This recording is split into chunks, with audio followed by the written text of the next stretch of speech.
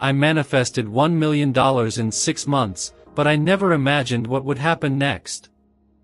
38 years old, 3 different shifts at the warehouse, and all I had to show for it was a pile of overdue bills on my kitchen table. The sound of the forklift still echoed in my ears as I got home that cold January night. I opened the door to my small apartment and was greeted by 3 more red envelopes under the door. I sat on the worn-out couch, the one I bought on clearance 5 years ago, and rubbed my tired face. The musty smell of the carpet mixed with the aroma of instant noodles that would be my dinner for the 3rd time that week. "Mark, you need to get your life together," I murmured to myself as I opened the first red envelope. My neighbor, Sarah, a 70-year-old woman who always treated me like a son, knocked on the door at that moment. "Mark, dear, I brought some soup I made today. You've been working so hard." "Sarah, you didn't have to," I replied, feeling a lump in my throat. "Actually, I don't even know how to thank you. Things haven't been easy." "I know, dear. I hear you coming home late every night. I remember when my late husband also." Before she could finish, my phone buzzed. It was the bank, yet again. The manager, with his monotonous voice, shot out, "Mr. Sullivan, we are calling about your credit card, that is." I know. "I'll make a payment next week, I promise," I replied, knowing it was just another empty promise. After I hung up, Sarah was still there, looking at me with those compassionate eyes. "You know, Mark, sometimes life feels like a dark tunnel. But there's always a light." "Not this time, Sarah. I got an eviction notice today.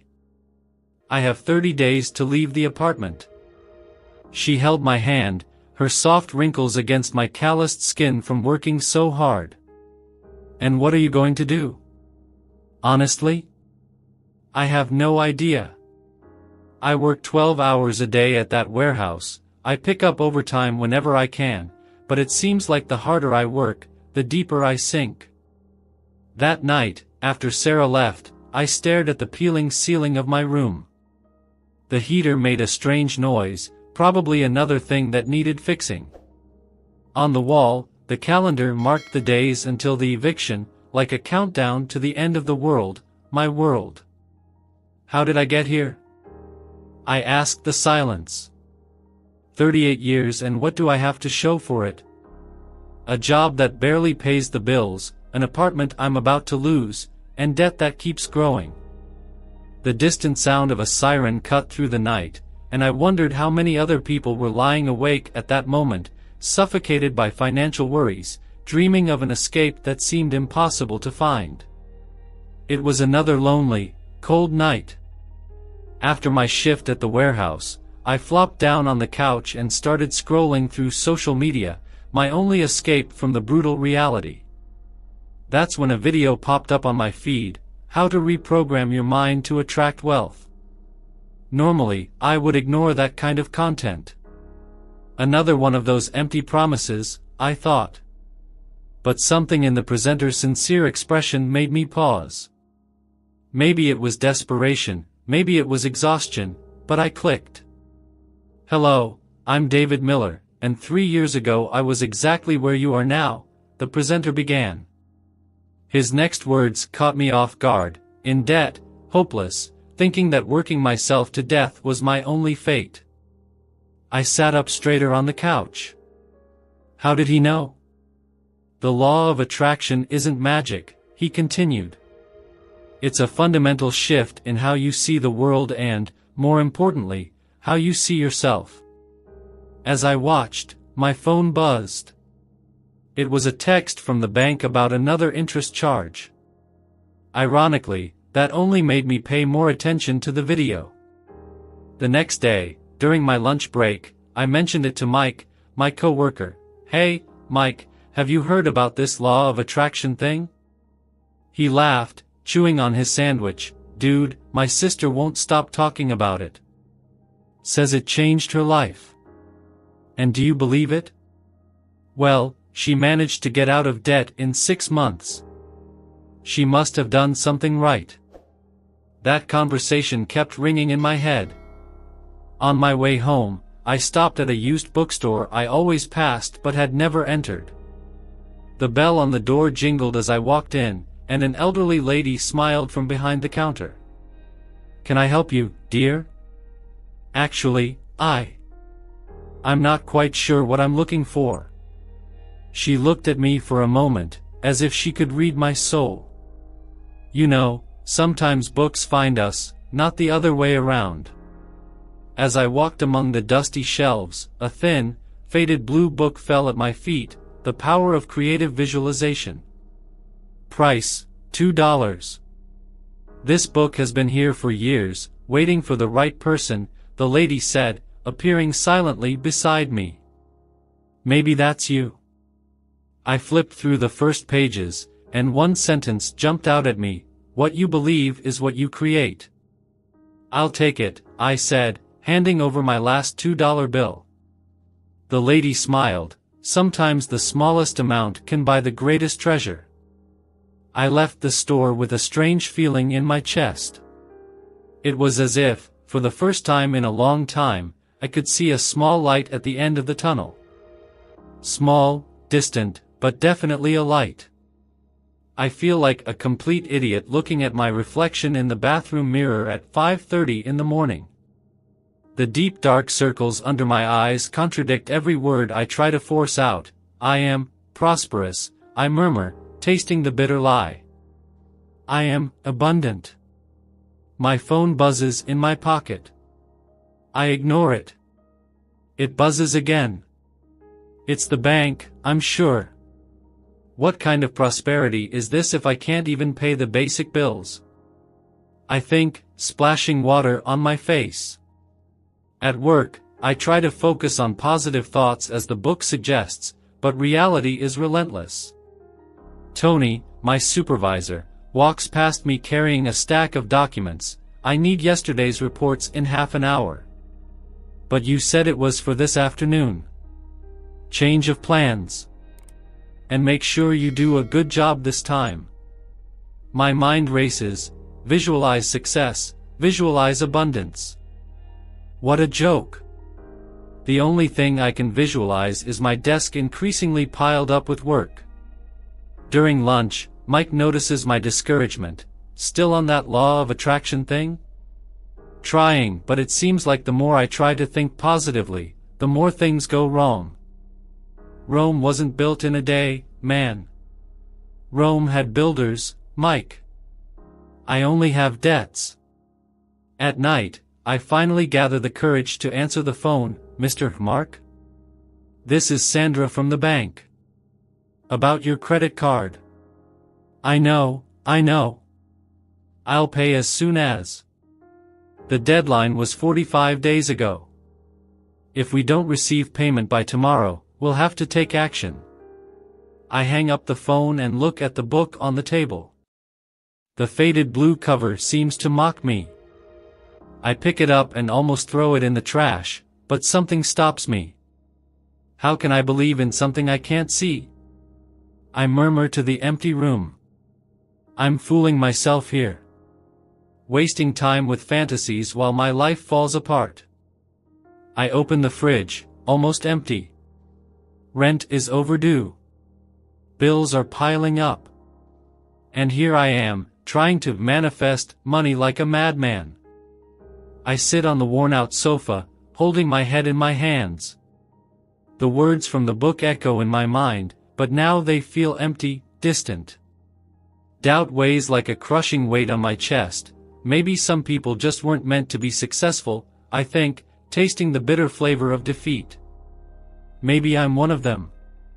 It was on a cold morning that everything changed. I had walked into the corner cafe to warm up before work, a luxury I couldn't afford, but I was freezing. While waiting for my coffee, I noticed the waitress wearing headphones, jotting something down in her notebook with a smile on her face. "Sorry for my curiosity," I asked when she brought my order, "but you seem so happy writing there." "Sarah, according to her name tag, smiled, I'm scripting. Ever heard of it? Script, what? Scripting. It's a manifestation technique. She took one of her headphones off. Want to hear a bit? She handed me one of the earbuds. It was a podcast called Manifest Your Reality. The host's voice was calm and convincing. Scripting is like writing the script of your life. Imagine you are the director of your own movie. What would the perfect scene look like? Write every detail as if it's happening right now. Sarah showed me her notebook. See? I write every day as if I already have my own cafe. I describe the customers, the aroma of fresh beans, even the sound of the coffee machine. And, does it work? I've saved half the money for my cafe, she winked. I started 6 months ago, writing on napkins. That night, I rummaged through my apartment until I found an old notebook. I sat at the kitchen table, staring at the blank page. Okay, here we go, I murmured to myself. What would it be like to have $1 million? I started slowly. Today I woke up in my soft sheets, feeling the sun coming through the window of my new apartment. The words began to flow. I described the smell of the leather in my new car, the sound of my shoes on the floor of the office where I would be a manager, the weight of the watch on my wrist. Each night, I added more details. A week later, Sarah asked me, "So, how's the scripting going?" You know what's strange? Even though nothing has changed yet, I feel different. It's because you're programming your brain to recognize opportunities, she smiled. Keep writing. The universe is reading every word. That night, I wrote for 2 straight hours. For the first time in years, I went to bed with a smile on my face. The dream still felt distant, but now I could see it clearly. And that, I discovered, made all the difference. After a month of practicing scripting every night, something strange began to happen. At first, it was small things, so small that I almost didn't notice. On an ordinary Tuesday, I opened my inbox and found an unexpected email. Dear Mark, we have identified a pending payment for your overtime in December. I had to read it 3 times to believe it. $478.50, money I didn't even know existed. It can't be a coincidence, I told Sarah during my usual breakfast. Keep writing, she smiled, pouring more coffee. The universe is just warming up. A week later, I received a call from the bank. Mr. Mark? This is Sandra again. We found an error in the calculations of the interest on your card. The actual amount of your debt is 30% lower. My hands trembled as I hung up. I rushed to my notebook and read what I had written the night before. My debts are decreasing in surprising and unexpected ways. At work, Tony stopped by my desk. Mark, I've noticed you've been coming in earlier. Yes, sir. And those reports, they're more organized. I've been trying harder. Well, keep it up. We're going to have a supervisor opening soon. That night, Mike called me. Dude, remember that data analysis course you wanted to take? The one that costs $800? Yeah, why? I found a 70% off coupon. It expires tomorrow. It was as if the universe was conspiring in my favor. Little signs, doors opening. In my notebook, the pages filled up more and more with details. They were no longer just dreams, they were real possibilities. I began to notice opportunities that had previously gone unnoticed. One night, rereading my early notes, I realized how much I had changed. It wasn't just about money. It was about believing I deserved more. Sarah noticed the change. Your eyes look different, she commented one day. Brighter. It's because now I see possibilities where I used to see only problems. That's pure manifestation, she smiled. Keep writing your story. And I did. Every little victory was fuel for my faith. Every synchronicity, a sign that I was on the right path. For the first time in my life, I wasn't just surviving, I was creating my future, one page at a time.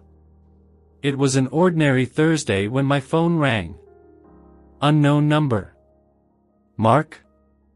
This is Daniel from Tech Future. Do you remember me? Of course I remembered. 3 years ago, I had helped that small startup with some programming projects. They didn't have money at the time, so they gave me a tiny stake in the company. Dan. It's been a while. Mark, I need you to sit down. My heart raced. I sat on the edge of the bed. Tech Future has been bought. For $100 million. Okay. My voice faltered. Your 1% stake means $1 million, Mark. $1 million. The room started to spin. My hands trembled so much that I almost dropped the phone. This can't be real. It's real. The deposit will be made on Monday. I need your bank details. After hanging up, you was frozen. I grabbed my script in notebook and opened it to the first page. There it was, written 3 months ago. $1 million will come to me in an unexpected way through an old investment. I ran to the cafe where Sarah worked. It was closed, but she was still there, cleaning the tables. Sarah? She opened the door worried. Mark? What happened? I showed her the page from the notebook, then told her about the call. She hugged me, crying with me. See? The universe was listening to every word. That night, sitting alone in my apartment, I could not go to sleep. It was about the estimate of the money. It was something deeper. I took my notebook and started to write. The greatest miracle was the $1 million. It was realizing that I always had this power within me. Every word I wrote, every visualization, every moment of faith, was transforming me. Money is just an external reflection of an internal change. My phone rang. It was Mike. Dude, are you okay? Your message sounded emotional. Mike, remember when you said you was crazy with this manifestation thing? Yeah. Well, I guess the crazy spied off. I looked out the window. The city shone under the night sky. Somewhere, there was another Mark, no longer the desperate and disbelieving one, but one who started his own manifestation story. Money is amazing, I whispered to myself, but true wealth is knowing that we can create our own reality. Today, sitting in my office overlooking the city, I take my old script in notebook. The pages are yellowed, some stained with coffee. I smile as I read my early notes, so full of hope and fear at the same time. Sarah still works at the cafe, now as a partner. Every morning, I have my coffee there and we talk. You know what's funny? She said to me today. You've changed so much, but you still have that sparkle in your eyes from when you started writing. It's because I finally understood that money was just a part of the story. And it's true. The $1 million changed my financial situation, yes. But the real transformation happened long before that call from Daniel. It happened when I stopped seeing myself as a victim. It happened when I started to believe I deserved more. It happened every night I sat down to write, even when I was tired. Yesterday, a young woman approached me after a lecture. How did you do it? She asked, her eyes brimming with tears. I'm so afraid to drown. I took a napkin and wrote, fear doesn't go away. You just learn that your dreams are stronger than it, but what if it doesn't work out? What if it does? I smiled. I'll let you in on a secret. Manifestation is about doing magic. It's about becoming the person who achieves what they desire. This morning, e receive the message from her she had bought a notebook and started her own scripting. Mike, my skeptical friend, recently admitted, "You still don't totally believe in this manifestation thing, but you're different. Like there, more confident. It's because you stopped fighting against life and started dancing with it. You look at my reflection in the office window. You see the same mark from before, but with different eyes. Eyes that have learned to see possibilities where they once saw obstacles. The truth is, money didn't bring happiness, it brought freedom. Freedom to choose, to create, to help others. My new notebook is always with me. I still write every day. Not because I need to manifest more money, but because I learned that our thoughts are seeds. And every word we write is a seed planted in the garden of tomorrow. To you who are listening to this now, your story is also waiting to be written. It doesn't matter where you are, what matters is where you want to go. Grab a pen, open a notebook. Start today. Because the greatest manifestation is what you receive, it's who you become in the process. Inspiring, stay it? Now it's your turn. What is the first step you're going to take to manifest your reality? Write in the comments. If this story touched you, leave a like, subscribe to the channel, and turn on the notification bell so you don't miss more content like this. Let's create a life of abundance and transformation together. Until the next video.